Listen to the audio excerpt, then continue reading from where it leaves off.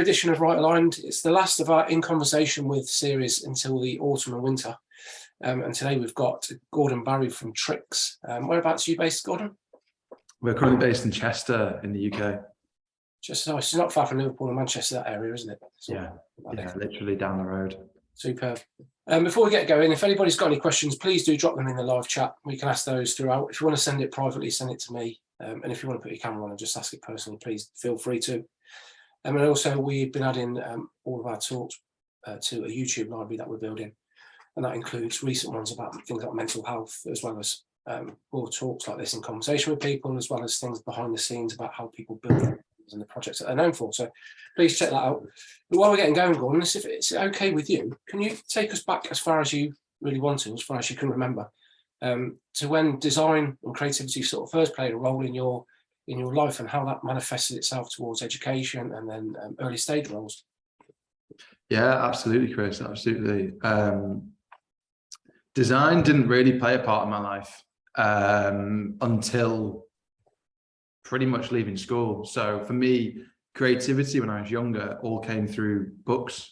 My mum was a librarian as her career. So we were like the only thing we would get given as kids. It sounds really bad, not in our childhood, but we would always get bought brand new books. We'd always get taken to bookstores, and that was like a really, formative experience for us as kids. We couldn't get, new this, new that, but we could get books when we wanted them. So I spent a lot of my childhood reading and being really imaginative. In reading and reading all these kind of fiction books and all this stuff.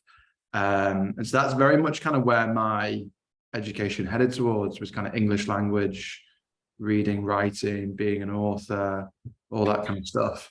But there is something that kind of sticks out to me. It's probably not normal for other kids. And when I was like, I can't quite remember the years and how they relate to ages, but when I was like junior, so primary school, sort of like year 3, year 6, that kind of age range, I used to watch how the teachers would write on the whiteboards and see all the different ways they would write letters. Like this teacher would write an A in this way, this teacher would write a B in this way, and I would pick my favorite ones and copy them and consciously be creating my own alphabet of handwriting, essentially, and be continually changing it to have these different letter styles in.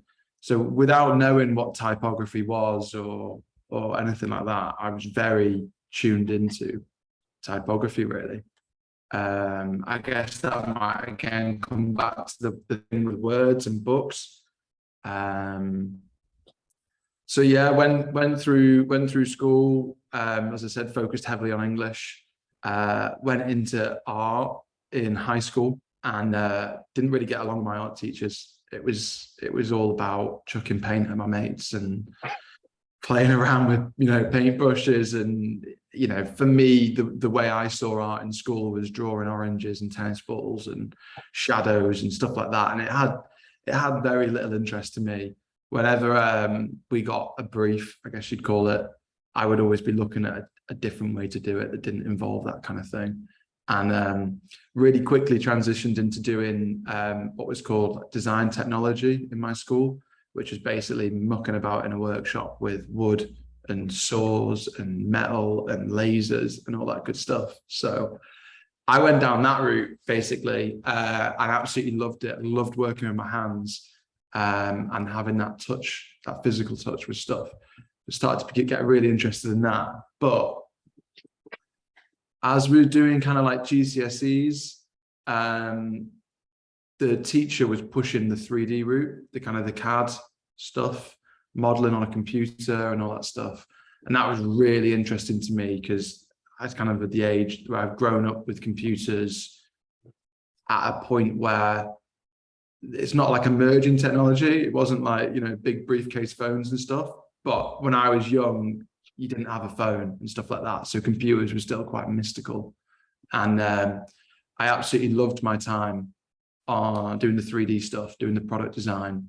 And I looked at a load of uni courses to do that, but didn't end up pursuing it because I went to a work experience. I think it was GCSE summer. It's like that kind of age. And it was amazing weather. It was like the absolute standout British summer for a week. And all my mates were in the park playing football. And I had to go to this office, which was doing civil engineering.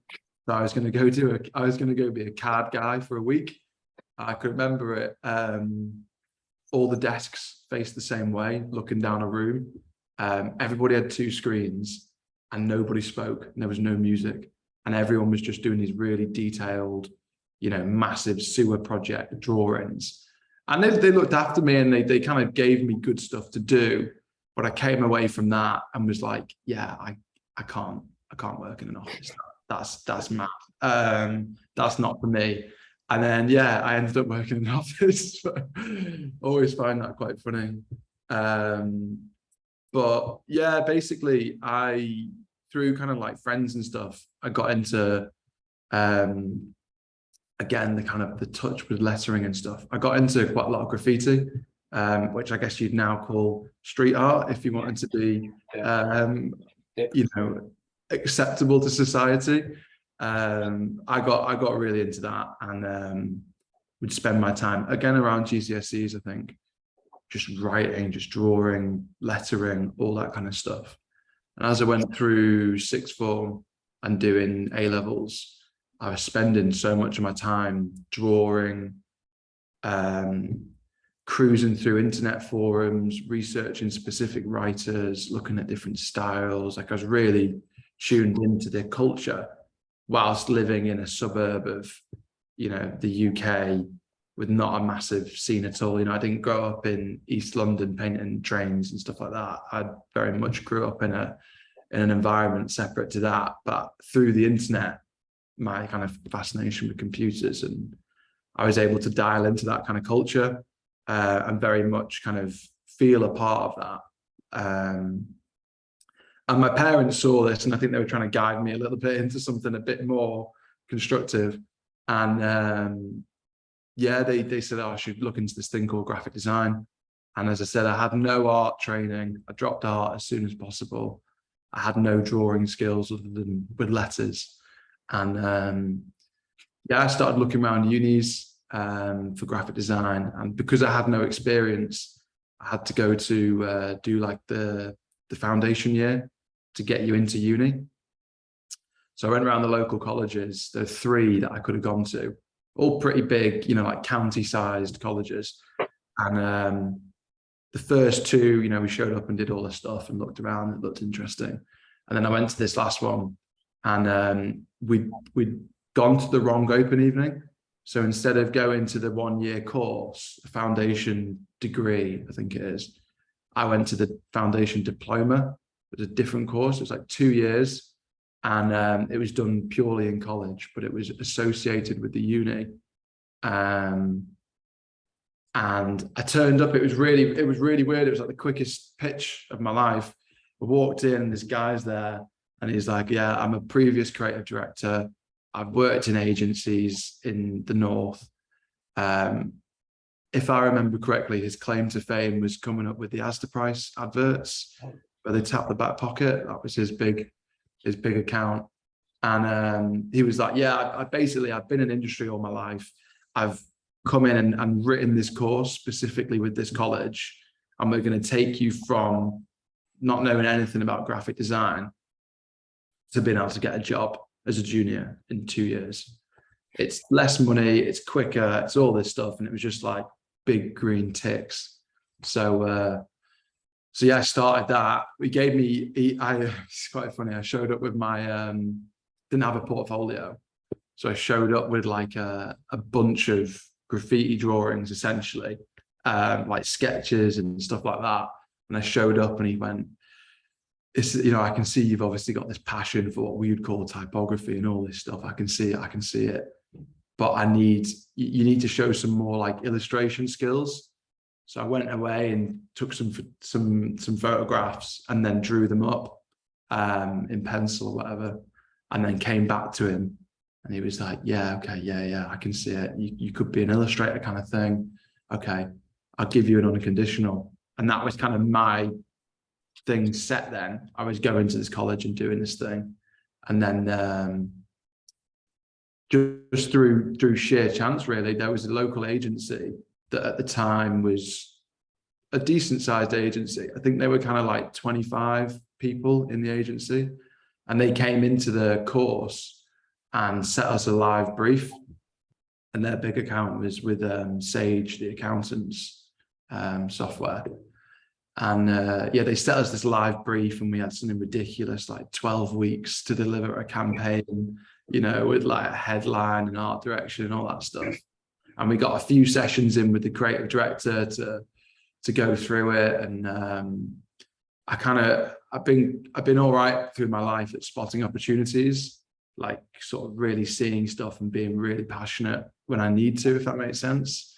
And I just saw this as an absolute opportunity. So I was, you know, a typical college kid, not massively engaged with the course, but as soon as this thing came across my desk, I was really, really motivated by it. And I saw it as an opportunity. So the agency basically said, I think there were like 30 people in our class, and they said, we're going to shortlist 5 or 4 people from the class, and then you're going to come into the agency and you're going to pitch it to the account team, basically the designer, the PM, the manager, the director, and all that stuff. So long story short, I was selected to go into this agency and pitch, and just went in and pitched it. It was I was like the first one in the room. It was properly turned up there like half an hour early just to make sure I was there. I was properly on it. And yeah, they gave me this, I won it basically, and they gave me this 2-week work experience placement. And everybody else in my class went off to the local university and did like a top-up year to get like a bachelor's degree. Because our first 2 years basically counted towards the full degree. And I just had these 2 weeks work experience. And I was like, I'm not going to go to uni and top it up. I'm just going to get straight into an industry. I'm going to try and take this work experience and either hold on to it as much as I can, or turn it into another work experience, or do whatever. I was just so focused on that. I didn't really have a backup plan. And I was just saying to someone this morning, actually, for the first 2 or 3 days, they just had me cutting out images in Photoshop. And I rocked up into this, like, it's like they just moved office. I think it was like a really impressive office. It's like 30 people in there. They're all, full-time designers. I've not really, apart from this college course, got no real understanding of what that is. And I show up, and I've just been there doing my little pencil drawings, manually putting them into Illustrator, coloring them up in the most backwards way. Like, probably had really not really a clue what I was doing. And this senior designer, I sat next to the senior designer, and he was like, right, I've got a load of images that I need you to cut out to put on these, whatever they were, banners or something. There's like 30 images. Are you all right just to crack through them? You got a couple of days, kind of thing. It's like, yeah, that's fine, no worries. He's like, you know how to do that, yeah? And I was like, yeah, I know how to do that. Yeah, all good. And then he, went back and sat at his desk, and I was straight onto Google, and I was like, right, how to cut out an image in Photoshop. Like, I don't think I'd even opened Photoshop at that point. I had no clue what I was doing. But it quickly taught me that, like, anything that you needed to know was out there basically on the internet, and you could just find it and learn it. And all my peers had gone off to uni and done this course, and I don't know what they did, so I can't say, but I kind of quickly realized that there was this alternative path outside of traditional education where I could go and study this thing that I was passionate about. And yeah, basically, long story short with that, every Friday they'd come up to me and say, it was usually like an art director or a senior designer or someone, and they'd say, oh, I've got something for you next week. And I'd say, I'm not here next week. This is my last day. And they go, really? Oh, okay, 1 minute. And then they go downstairs and speak to the MD and say, I've got this thing for this guy. Let's keep him another week. And it would go on like that, literally 1 week at a time for about 3 or 4 months. And then they eventually put me onto like an unpaid internship. And then they put me onto a paid internship where I was on, basically petrol money or train money to get to the studio and lunch. And then yeah, after I don't quite know, maybe 9 months or a year, I basically got a junior role with them. And then yeah, went on to work my way up. But the transition from being an intern to a junior, I was working in the design department, and there were like, I don't know, 15, 20 designers. At this point, the company was growing every year. It's getting bigger and bigger. I think at the biggest when I was there, it grew to be like 40, 45 people. They got a London office. They had 10 people down in London. Like, it started to really go. And I was looking around this room in this office in Cheshire, and there's like 15 designers sat about in clusters, but there was one animator. And I got on with the animator. I'd asked him a few questions. I was doing design posters for like music events and stuff in my city, and kind of mixing my passion for like nightlife with my career. And I was trying to find out how to animate them basically, and create little videos to put on Instagram and stuff like that. So I'd always be asking the animator how to do this in After Effects, how to do that. I was probably bombarding him with questions, and he realized I had an interest. And super weird story, but he went skiing. So this is probably, yeah, I joined in the summer, so he would have gone skiing in like February, March the next year, and he went skiing and basically dislocated his arm, and it was his mouse arm, so it was his right arm. And the head of production, the production director, came over to me and was like, you know, are you busy? What's up? You busy? And I was like, oh yeah, no, I'm super busy. I'm there like trying to prove my worth, like to get my next week's work. It's like, yeah, no, I'm super busy. I've got to do this leaflet. I've got to do this flyer, you know, whatever it was. Got to find these stock images for this designer. And then it was like, oh, right, okay, well, I kind of need to borrow you for a week. I need you to come sit next to Tom and be his mouse and just click where he tells you, because we've got a project to deliver and it needs to be delivered. And I was like, yeah, that's, I mean, I was just there for anything at that point. I would have done, you know, absolutely anything. This is just like, yeah, that sounds like a laugh. I get along with Tom. So for a whole week, the poor guy, bless him, he was just like, right, click there. And I'd be like, why? Why do I need to do that? Why would you do it that way? Wait, I thought last time we did it like this. Why would you do it like that? And I was just basically drawing all the information out of his head because it was something I was interested in. And I had 40 hours with him. Be like, you know, being an amateur photographer and getting to spend a week with a you know, professional in the studio and just being like mind blown.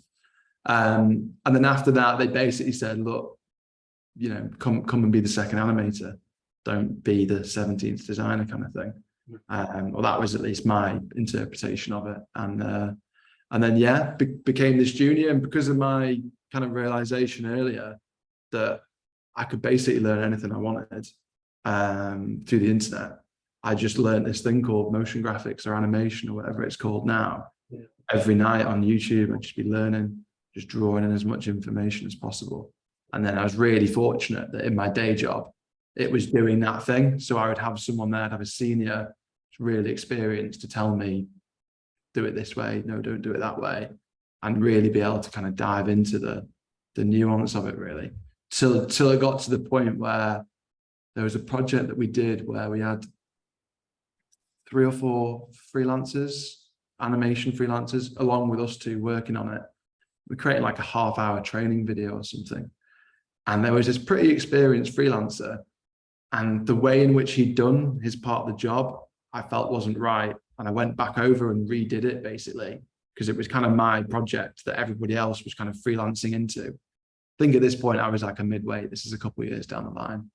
And I basically, as soon as I found out what day rate he was on and how I kind of felt like I had a bit more understanding or experience, or just I thought my way of doing things was better. Once I realized how much money he was getting paid by the studio, that was it then. I was like, yeah, brilliant, I'm going to be a freelancer. And yeah, after like 4 years of working there, I just went, right, that's it. I'm going to take the plunge. And off I went. And that's kind of like a bit of a whistle stop tour, is going from absolutely no idea what design was into setting up my own company as a freelancer. Yeah. So is that the precursor to Tricks then? That's what started that process. Yeah. That was 3.5 years ago. Yeah. Wow. I mean, I thought I'd heard it all doing these talks. I've done about 100 of these now, and that's one of the most unique ways in, and probably one of the most inspiring, to be fair, because I've spoken to a lot of people recently about education and the sort of need, maybe especially from a creative education, to to have a reassess it and see what how we can improve it, etc. The difference between what industry it needs or expects compared to what education is based upon and what their agenda is. But I think that's made a real interesting point about about offering that idea that you can have, you can win. Because when he first said it, I thought that's a bit like getting a design task for an interview, which is sort of quite frowned upon at the minute, isn't it? But obviously at that age, that's a completely different ballgame, isn't it? Because you're given the opportunity to step into industry at an early age, and that goes to prove where it can lead to. Yeah, absolutely. And I often think there should be some sort of apprenticeship in design, because I mean, we've got someone doing work experience with us at the minute, and she's first year. She's done her first year of uni. She's never heard of like Unsplash or iStock or any of these things that we use as we almost take for granted in the industry. But in university, she's done a year uni, and she's not learning, like, not that you need those things to rely on, but like they're so important to the commercial world to be able to work quickly and efficiently. And there's all this like undiscovered stuff that hits you when you go into the commercial world. And there's like so many light bulbs that go off. So we're not really training people in the right way to be ready for that environment. Yeah. I certainly found, and no slight to the guy who put my college course together, but from doing that 2-week work experience in a practice in an agency, I learned way more in 2 weeks than I did in 2 years of college. Yeah. Absolutely. Like, I also think it's much more of the sort of social sort of side of it as well. Is that that fast-paced environment, that energy, that sort of of project wins and the lows of getting things a little bit wrong. Having that, being in that environment is what I think most creative people, that's what they want to be part of that. That's the aspiration, really, because within those positive environments that harness good culture, that leads to normally getting good clients and normally good working practice, as opposed to maybe the education side where it's a little bit more of a formal education. I understand that the software knowledge and the technical sort of side of it, but just being able to communicate or being able to sort of the etiquette of talking to clients and all those sort of basic things that you have to learn quite quickly, don't you? And I think there needs to be much more emphasis on that, but I think that's for another day. I love the idea of what that subconsciously the typography wasn't obviously clear at the time, but because of that being exposed to literature and books, and then the graffiti art, that was you mentioned something, sorry, that was quite pertinent. I thought about your parents maybe wanted to push you into what might be classified as more of a positive sort of area. I find that quite interesting because, I mean, street art and graffiti has become quite normal these days, hasn't it? It's become, public realm is a huge canvas in a lot of places. But I think it's more the psychology and the stereotype about those sort of subjects, isn't there, that needs to be broken down. So, because if there's a lot of young people that want to get into it that way, they might be put off it because of what other people might deem as being antisocial or vandalism, or I think it's we need to break down a lot of those barriers, I think. Yeah, totally. I think there's for me, it came from a place of being creatively stifled. I was in an education system that was forcing me to be good, basically a parrot, to repeat back historical facts to be examined on, or to learn sentence structures or a language or whatever it was, and it wasn't engaging with me. And that's a wider thing for the whole school thing. But I think a lot of the time the people wanting to write on walls or whatever it might be, the urban canvas, isn't really from a place of destruction, and that kind of needs to be explored a little bit.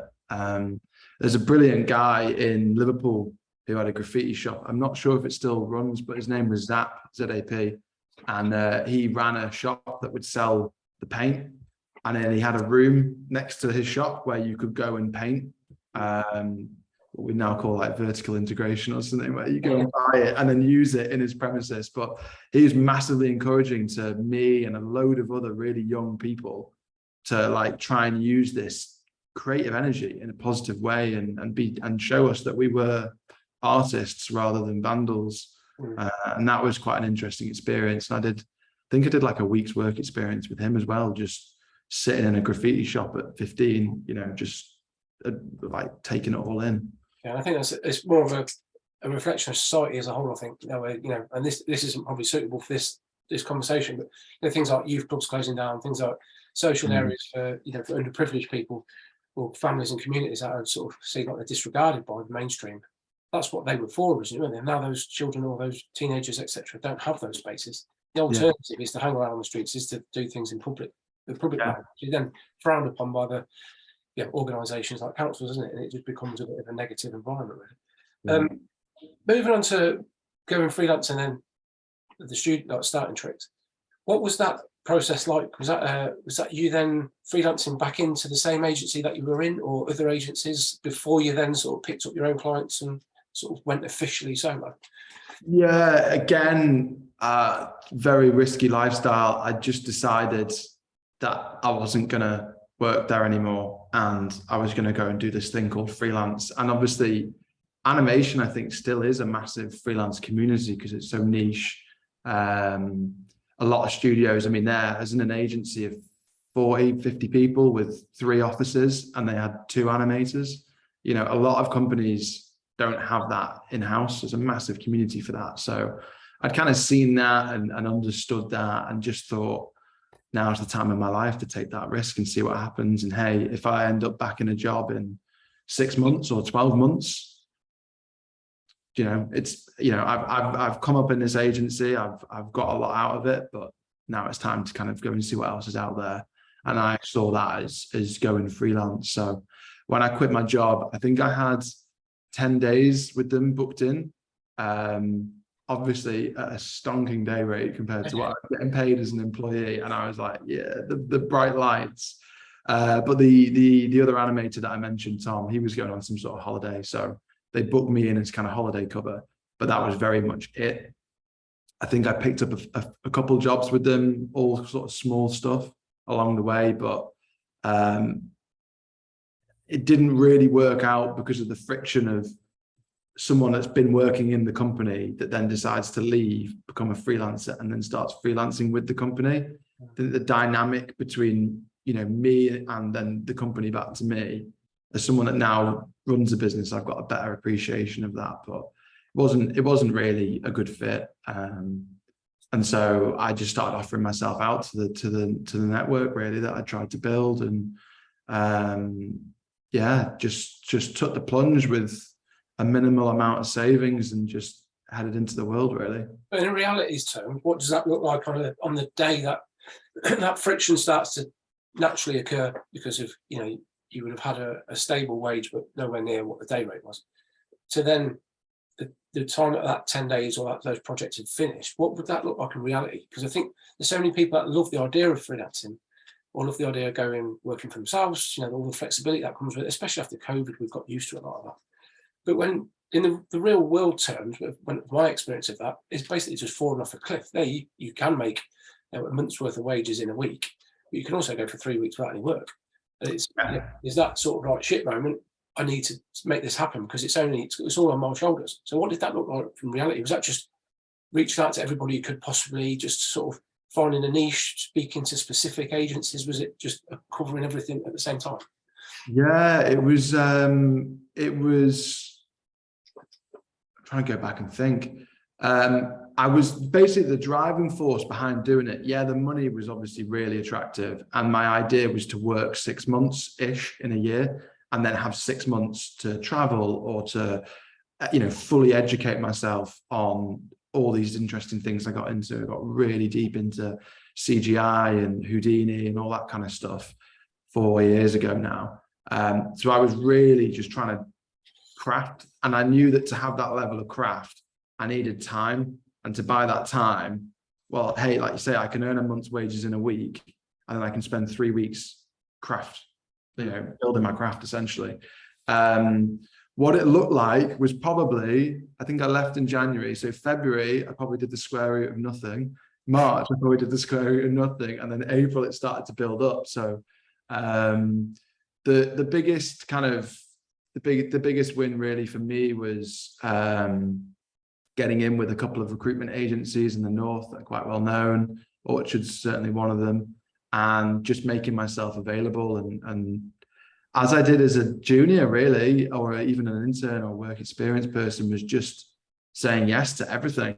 I think that's really important. It's just to say yes and let that person know who's booking you in for work that you're going to be their new best mate, and they're going to ring you and you're going to say yeah, and they don't have to go to anybody else. And really kind of being that level of hunger and drive, and saying yes to doing a load of work that I didn't really want to do, but I just knew that I needed to start from scratch again, really going into other workplaces, seeing other production processes, seeing other, dynamics and studios and stuff like that. It was a really interesting time. And then also having this pretense where, like, I've been sat behind a computer for 4 years. The work just shows up with an account manager usually, and you do the work and it just leaves again. And you don't have to worry about anything else. You just sit there and do the work. And that is a luxury that I did not appreciate when I worked in a studio. So, as a freelancer, I can remember like sticking a suit on and going to Liverpool, going to the Baltic area and speaking to an ecom agency and seeing if there was a way we could kind of put like videos and animations on their websites that they were building for their clients, and going in and speaking to like a client services director that I met at a networking event and I'd never networked before. There's like all these things that have this knock-on effect to when you find yourself at, midday on a Wednesday, traveling to Liverpool to go meet some high up in some agency, and really being, I think I was 25 at the time, just being this 25-year-old that's just rocking up into this building that I've never been before, to be like, yeah, this is who I am, this is what I'm about, this is why we could work together. And it's just weird how some of those experiences happen. Yeah, no, it's always a matter of circumstance, and it's all different, but it all follows the same path, but we all experience it in different ways. But I think that core underline of sort of that mentality of having to wing it, as well as sort of being able to blag it a bit, and also being confident in what you do. From the outside, from what you've said so far, you seem like a natural gambler. And I don't mean that in the sense that you go lab books every 5 minutes, in the sense that you'll take you seize the day, you take, you follow your heart, I suppose, more than anything. And it's sort of, that seems to be a running theme. But you mentioned something there that I thought was really interesting. And so again, something that doesn't get spoken about very often is that idea of starting out and doing work that you're not really that passionate about. You don't really have much emotional connection with. It's a foot on the ladder. It pays the bills for that small amount of period of time. I think there's a lot of commentary that I read online where it's just saying no to projects you don't like or clients you don't like, and it's not that simple, but it's not quite as easy as that. And it's easy for someone to reference that when they've been going for 30 years and got 20 staff. At the start, you've got to commit to things that are just going to get you through.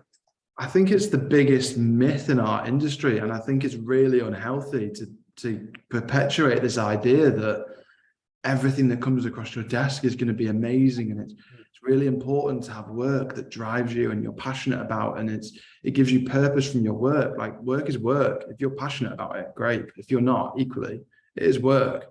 And when you need to pay for people's mortgages or whatever it is, like, you do have to do work, and it might not be pretty, but it does need to be done. And I know from kind of contacts that I have in other industries, in other agencies, big London ones, that have these accounts, and they're like, yeah, we're working on the such and such account, and it's not sexy, but it keeps the lights on. Yeah. But they will never talk about that outside of, someone that I know over a beer speaking about it.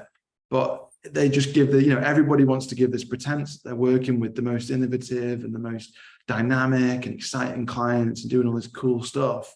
But there's this undercurrent of, yeah, but actually we spend 75% of the time working on really dull stuff that we won't show anyone. Yeah. I think it's unhealthy, because people look at it and say, that's what I need to be doing. I'm not going to be happy until I'm working on 100% sexy stuff. Yeah. And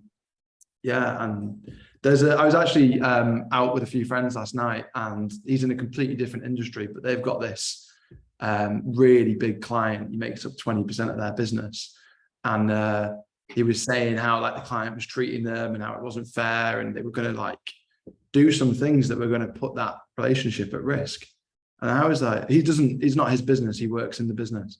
I was like, you're mental. You don't have perspective, like if that client leaves and you lose 20% of your business, that's massive. You've got to keep that client happy, no matter what they really want.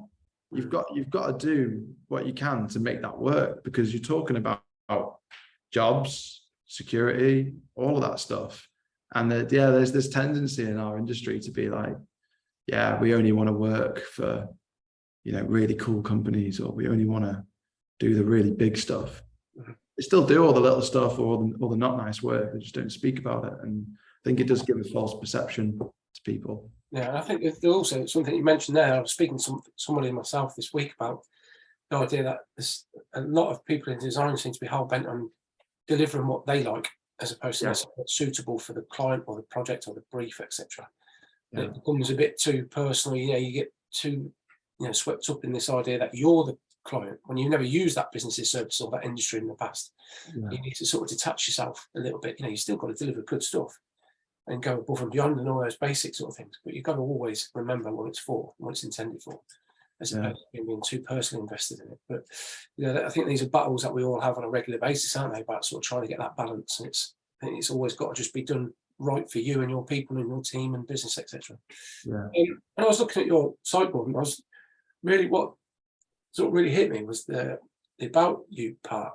It seemed really defined and really digestible what those core values. I think it was 6 or 8 core values. Yeah. Was that something that you set out from the start, or have they evolved since you've been going? I think when I left, this agency that I was working at, there was so much of it that was really, really great. There were so many talented people that were really creative. You have to, put yourself in my shoes, that I went in as a work experience person for a year. And I was up against, close with art directors that have been going for 20, 30 years, the creative director, all these heavyweights, really. I was totally mesmerized. I could see all this talent, but then there was all the other stuff that goes along with it when you're running an agency. There's full-time accountants, a team of account managers, all this stuff that is there that's not necessarily creative talent. And I'm not saying that they're less or more important, but I just really clearly kind of saw an opportunity, I guess, where you could have a much more focused creative environment that just kind of had the creatives, really, and you could kind of cut around all the other stuff and focus just purely on creative. And maybe you wouldn't be able to service the accounts at the same level, and maybe there wouldn't be as many client lunches or whatever, but there would be this, really strong creative department, and that's kind of where all the investment would be. So I kind of left the business with that in my mind, that like there was this opportunity to do this thing. And there's a few kind of inside jokes when we were there, where I would go off and found this business called Gordon's Graphics, and I would do these kinds of things. And at that point, I wasn't thinking about starting a studio or hiring anyone. I was, as you said, thinking about where's my next week's work coming from, and all that stuff. But the company values are just things that I think are important in business and in creativity. And that's kind of why we're called Tricks, is to have this box of tricks that we draw upon. Like, a client, when they come to us, ultimately want a problem solved. And these are the things in our repertoire that we'll use to solve them. Yeah. No, it's really refreshing, actually, because I know a lot of people have that principles and philosophies and all these sorts of things, but sometimes they can be a little bit not mirrored across companies. It's all very, very similar. There just seems to be quite I think what we've got in the landscape now is that we've got the ability, but when you reference that old agency, which is huge and need account handlers and all those sorts of things, is that there's an opportunity, and there has been for a while, for people like yourself and many others to start a studio or a business based upon just wanting to change the rules a bit, do it their own way, sort of refresh the whole side of things. Because like that account handler thing, I think when you get to a certain scale, you've got to have that. But it used to be a bit of an old-fashioned thing. I thought that's what I experienced virtually all of my early days. It was very sort of, it was very just off the shelf. Everybody did the same sort of thing. You had the guy at the top and it drip fed down. But I think now you've got the people that, say, the founders can be hands-on with accounts and all these sort of things that they're not overly interested, but you can still inject a bit of creativity into it and look at it in a different way, as opposed to it being an old-fashioned accountant doing it in the traditional sort of sense, and they don't understand the industry. Yeah. We've all got that opportunity now to sort of really sort of change the game a bit, and inject our personality, which is why we start these things, isn't it? Because we want to do it differently to somebody else. Just notice the time, just quickly moving on to the work. So this is something that we don't necessarily talk about, the specifics of the work in these talks, because it's always about the people and their story. But now what you've shared, it really illustrates that, and I will see the work when I look at what you do. It's that blend of type, brand, animation, motion, all these sorts of things. Is that something that you see where your focus would be moving forward? Is just continually sort of that whole, it's not necessarily multidisciplinary, but it's like a full package, isn't it? You can sort of take some maybe traditional brands, but then elevate them through new technology or new ways of communicating motion on social media, digital and websites, all those sorts of things. Is that just where you sort of see yourself headed? I don't, it sounds really bad as a business owner, but I don't really know where we're headed in terms of the creativity. I've never sat down and said, like, this is going to be our style, or this is going to be what we do. I just, it goes back to that, like the drive and the passion and stuff. I just want every single project that we do to be better than the last. What's the point in working really hard to go and win the work, working really hard to service the client if the work that you're going to deliver isn't going to be better than your last thing? And it's that, like, trying to be 1% better every day kind of thing, and just trying to be mindful of where things are moving to and trends and stuff, but equally not be too on trend and create something that is too on the nose. I think animation and motion design are going to become the new graphic design, really. I think there will be skills that graphic designers have. We've all got access to the packages through, the big softwares and stuff. I think the more people see stuff in movement and in motion, the more people will think about it, the more people will design for it. The industry is going to massively increase as attention spans get shorter. The need for, these marketing words like engagement and stuff like that, as they're driven more, and they're kind of the stuff that isn't that is going to fall a bit by the wayside. I think I'm obviously quite biased, so that's kind of where I've put my eggs really in this basket. But yeah, I don't know if we have a style. I didn't really, it's difficult when you're close to the work to have that objectivity. But yeah, I think for me it just comes from trying to make the next thing look better than the previous thing. Yeah, it's not a bad aim to have, is it? Just to continually improve what you are creating. I think we should all maybe focus on those small tasks more than just sort of wanting to become a 50-man studio or a global entity. I think just having those small goals, those little wins, celebrating them time and time again, it sort of keeps you sharp, and it keeps you focused, as opposed to maybe being too over-ambitious, if there's such a thing. Just as we come up to the end, Gordon, where can everybody find the studio and online and social media? Yeah, sure. Our web address is tricks.studio. We're one of these new companies that doesn't have a normal handle. So .studio is our one. It trips up all the people on the phone. And then Instagram, I think we're tricks.studio, and LinkedIn as well is somewhere that I'm going to be a bit more active. Bit of a dirty word in creativity, but I think that's going to be a good place for us to grow into. But yeah, tricks.studio, and drop us an email, anything like that. Yeah. Excellent, superb. Well, I appreciate your time, Gordon. It's been I know we rearranged, so it's been a while coming, but it's been fantastic to hear more about you and how you got to where you are. And I'm sure we'll catch up again very soon, and continue to hopefully collaborate in future. Yeah, cheers, Chris. It's been an awesome opportunity, and kind of one of those things that you don't really expect to be doing. But yeah, really fun experience. So thank you. As I keep on trying to reinforce, it's that we're trying to build it for everybody, elevate all voices, and not just the elite, not just the well-known, and not just the ones that will drive ticket sales and numbers. It's about giving everybody the opportunity, because I think everybody's story is relevant. I think the more we can relate people, whether it's because they're starting out, because they're young, because they're experienced, etc., whether they're from different backgrounds, cultures, all these sorts of things. If we can relate that to a small portion of people that will inspire them, then we can do that multiple times, and that's going to be, hopefully create a stronger, more positive environment for everybody in future. So, like I say, it's been a pleasure getting to know you, mate, and I'm sure we'll catch up again soon. this is the really abrupt bit where we have to end it for everybody.